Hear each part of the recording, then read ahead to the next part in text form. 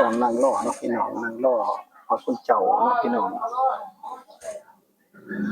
งรอกันไปเรื่อยๆเนาะพี่น้องถ่ายทำคลิปให้พี่น้องได้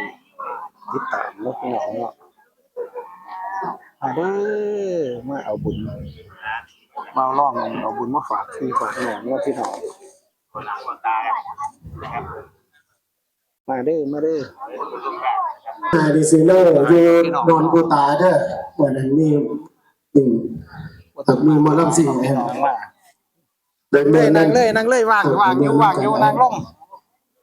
ยังไม่เศร้าก็จะมีถวายสังฆทานครับถวายพี่น้องก็จะเอ็ดกับเขาหม้อแก้วหม้อไปร่วมกันครับไปถวายพระคุณเจ้าและสามเณรที่บวชอยู่นอกเขาเนี่ยเดี๋ยวมันมีสิ่งหายจะมีบุญมากเลยเจอเราขอสายวัฒนธรรมเนาะพี่น้องปีใหม่ไทยเนาะพี่น้องเนาะมาครับพี่น้องมาฝากพี่น้องผู้ตาหลังจากนั้นเราจะเบิ่งหมอลำสิ่ง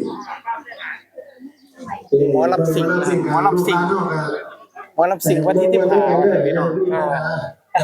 ก็มีปัญหาที่มาพี่น้องเป็นกรณีนี้ค่ะเอาเรื่องแบ่งกันไปนะหันบ่หน่อยพี่น้องมันไม่พอหรือว่าเป็น15 ปีถึงแค่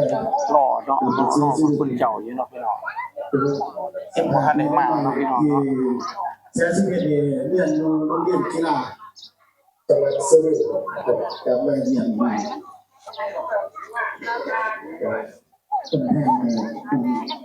เป็นแบบเรื่องว่าเป็นอาจจะว่าคุ้นเคยกันแต่จริงๆบางที่พายได้นี่ปัจจัยไกลเลยเนาะพี่น้องประธานเป็นมานายกสมพงษ์จันทร์เนาะนายกองค์การบริหารส่วนตำบลบัวสายทิพย์ของเราเนาะพี่น้องเป็นได้มาเนาะพี่น้องเป็นมาเป็นประธานในงานตักบาตรถนนสายวัฒนธรรมเนาะพี่น้องทำบัตรที่ผ้าเนาะพี่น้องหน้าว่าจะพอรับคุณจะมากว่าท่านนะครับพออาไว้จะไม่นายกพี่น้อง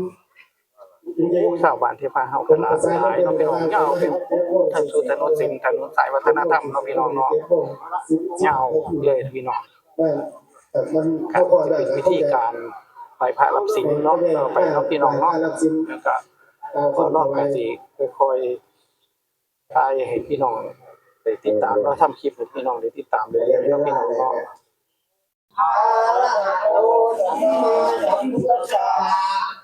กล่าวคำข่าวไว้เนาะพี่น้องเพื่อให้บุญกุศลให้พี่ให้น้อง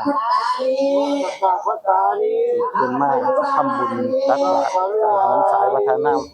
ธรรมเนาะพี่น้องหรือว่าถนนสายวัฒนธรรมเดิมๆและปีใหม่นำเนาะพี่น้องปีใหม่ในไทยเนาะพี่น้องลูกหลานมาจากกรุงเทพกรุงไทยสิได้มาทำบุญปีใหม่กับพี่กับน้องกับพ่อกับแม่เนาะพี่น้องเนาะ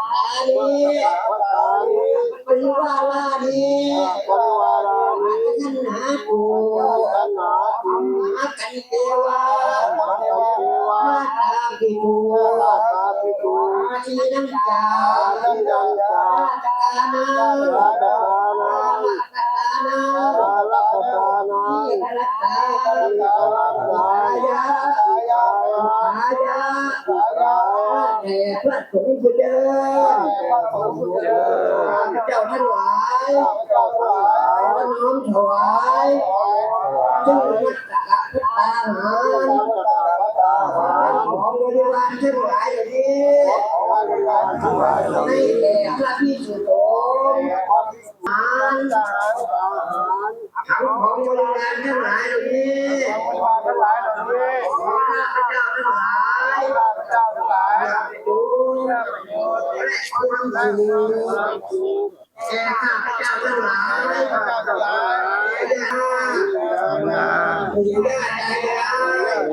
ยายท่านครูอาจารย์นายเวรท่านตุกทุกข์ขอให้พ้นจากทุกข์ให้มีความสุขขอให้ถูกยิ่งขึ้นไปตลอดกาลละ นั่นเถิด เป็นเขาว่าครับถวายไปเรียบร้อยเนาะแต่รอแต่พระคุณเจ้าให้พรให้หยังแล้วก็สิย่างรับบาตรเนาะพี่น้องเนาะ